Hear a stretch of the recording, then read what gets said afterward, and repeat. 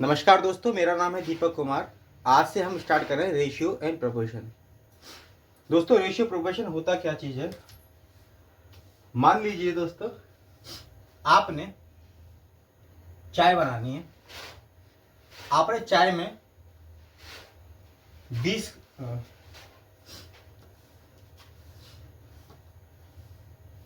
40 litre पानी डाला और दोस्तों 60 लीटर डाला आपने दूध। 40 लीटर पानी और 60 लीटर दूध। अब कोई आपसे पूछे, बताइए इसका अनुपात कितना है, तो आप क्या करोगे। सबसे पहले ऐसे पहाड़े से देखो कि ये इसमें भी और इसमें भी दोनों में आते हैं। आप कहोगे जी 10 से काटोगे, 10 चौके 40 और 10 छिक्के 60।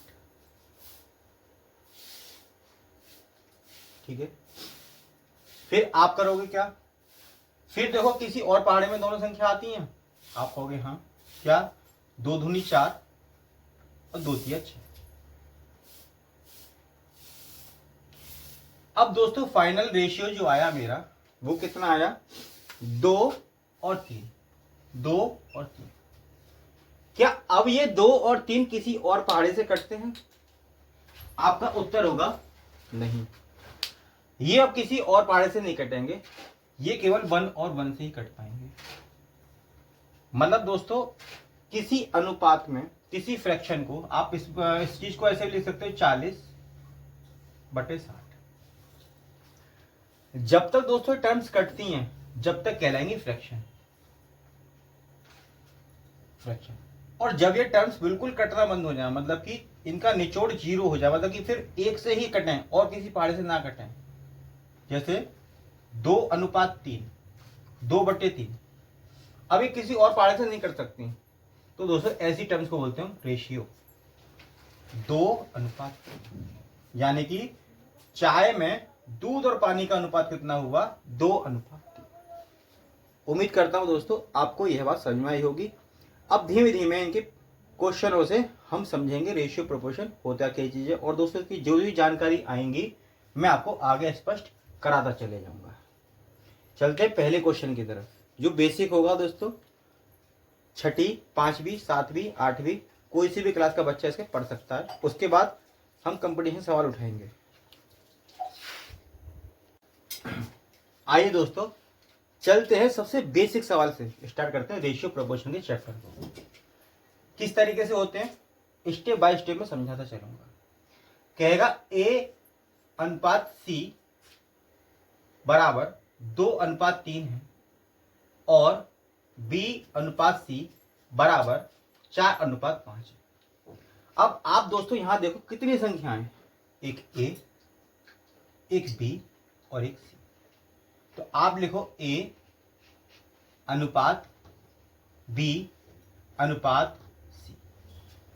ठीक है, अब A/C दोस्तों कितना है, 2/3, यानी कि ये 2 है तो ये 3 है।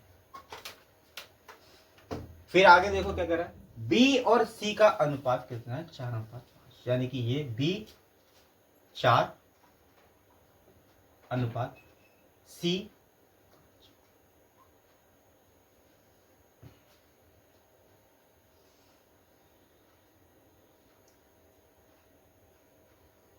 अब क्या करो दोस्तों, अनुपात में क्या होता है कि इन दोनों टर्मों को समान करते हैं। जैसे यहाँ 5 है, यहाँ 3 है, यहाँ 3 है, 5 है, या यहाँ पे 4 यहाँ कुछ होता तो उसको समान करते। तो आप इसको 5 से गुणा कर दो और आप इसे 3 से गुणा कर दो। जब आप इन दोनों को इस तरह से गुणा करोगे तो गुणा यहाँ करने के बाद दोस्तों हमें गुणा उतनी ही संख्या की यहाँ भी करनी पड़ेगी और उतनी ही संख्या की गुणा हमें यहाँ भी करनी पड़ेगी। तो अब अनुपात कितना है दोस्तों, 10/12/15।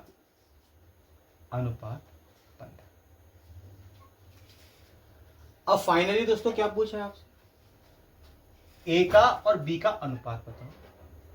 तो ए का अनुपात दोस्तों 10 और बी का अनुपात दोस्तों 12। क्या ये किसी एक ही पहाड़े से कटते हैं? आप कहोगे हाँ। किससे? 2 से। 2 पंजे 10 और 2 छिक्के 12। फाइनली दोस्तों मेरा A अनुपात B क्या आया, 5:6। उम्मीद करता हूं दोस्तों आपको यह सवाल समझ में आया होगा। चलते हैं नए सवाल की तरफ। आइए दोस्तों चलते हैं दूसरे सवाल की तरफ, एग्जाम्पल की तरफ। अगर A अनुपात B बराबर 2:3 है, ठीक है, और B अनुपात C बराबर 3:4 है, तो ABC का अनुपात क्या होगा। दोस्तों कितनी संख्या है, 3, A B और C। लिखो A अनुपात B अनुपात C। अब A के नीचे 2, ठीक है, B के नीचे 3, अब B के नीचे 3 और C के नीचे 4।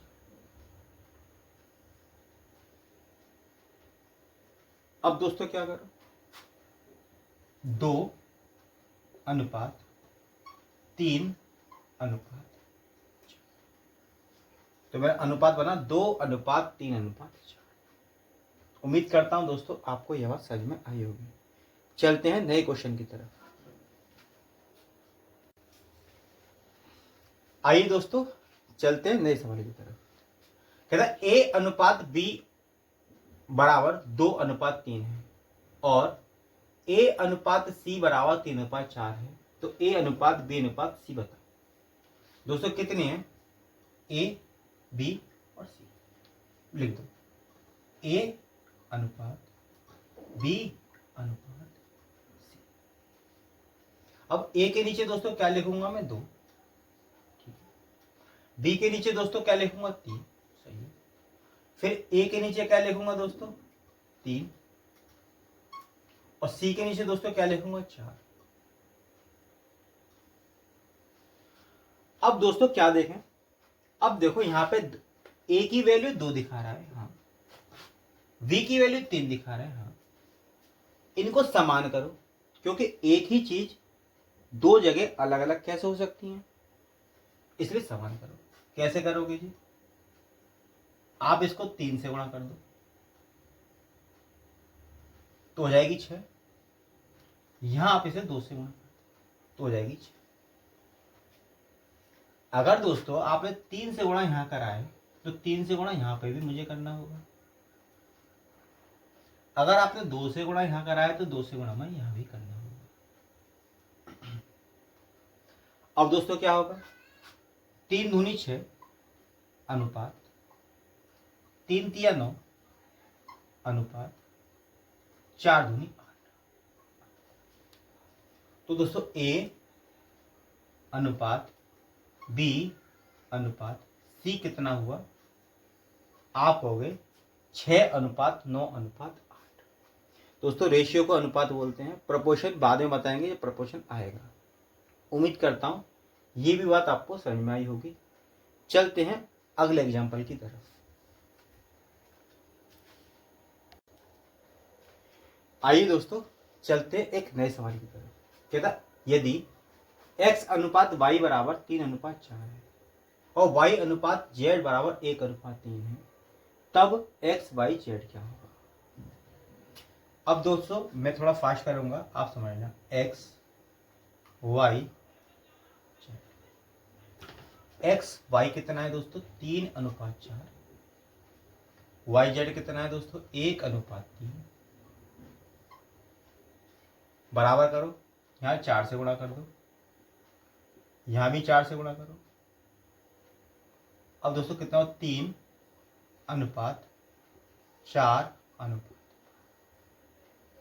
अब दोस्तों क्या देखो, ये अनुपात है दोस्तों, रेशियो है। 3:4:12।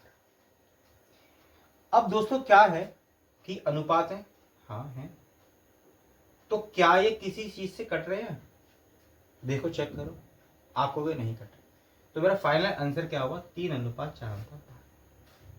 अगर दोस्तों ये कट रहे होते तो इनको मैं पहले काटता, तब फाइनल उत्तर देता जो बच के आता।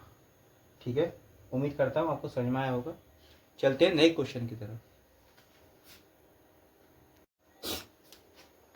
आइए दोस्तों चलते हैं नेक्स्ट एग्जाम्पल की तरफ। कहता है यदि पी क्यू आर, पी अनुपात क्यू अनुपात पी है दोस्तों 3, क्यू है मेरा 5, आर है दोस्तों मेरा 4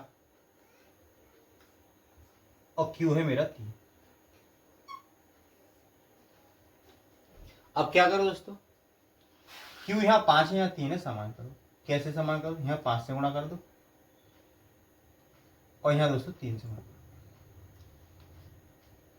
ठीक है, हाँ यहाँ 3 से गुणा करिए तो 3 से गुणा आप यहाँ पे भी करो। तो 3 तिया 9, 3 पंजे 15। आपने दोस्तों यहाँ से 5 से गुणा करिए तो 5 से गुणा यहाँ पे भी करिए।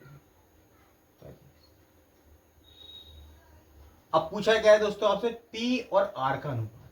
P कितना है दोस्तों 9 अनुपात, R कितना है दोस्तों मेरा 20। तो P अनुपात R दोस्तों कितना है मेरा 20। उम्मीद करता हूं दोस्तों आपको यह सवाल भी समझ में आया होगा।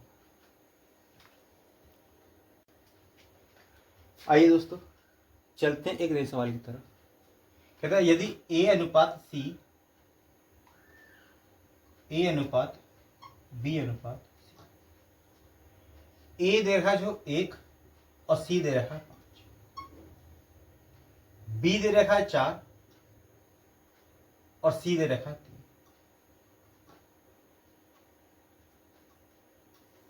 अब क्या करें दोस्तों, C यहां 5 है यहां 3 है तो समान करो।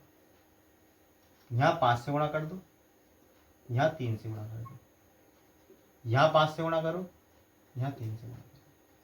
तो 3 4 पंजे 20 और 3 पंजे 15। फाइनल अनुपात कितना है दोस्तों, 3 अनुपात 20 अनुपात 15। उम्मीद करता हूं दोस्तों आपको ये सवाल समझ में आए होंगे। मिलते हैं अगले सवालों के साथ कल।